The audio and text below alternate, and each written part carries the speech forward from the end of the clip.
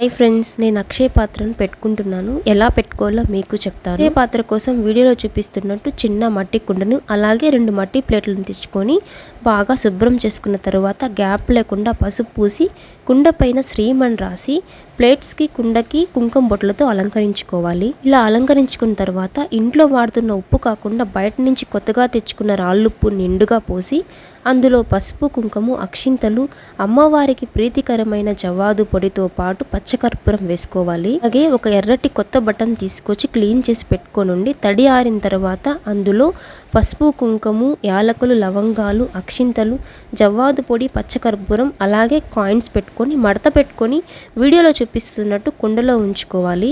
ఆ క్లాత్ మీద మనకు తోచిన డబ్బులు పెట్టుకొని ఒక మట్టి ప్లేట్తో అయితే ఆ కుండను క్లోజ్ చేయాలి. ఇంకొక మట్టి ప్లేట్లో బియ్యం పోసుకొని పసుపు, కుంకుమ, అక్షింతలు, జవ్వాదు పొడి వేసుకొని ఈ కుండను తీసి దానిపై ఉంచుకోవాలి. పూజ గదిలో ఈశాన్య మూలలో ఉంచి పూజ చేసుకుంటే చాలా మంచి జరుగుతుంది.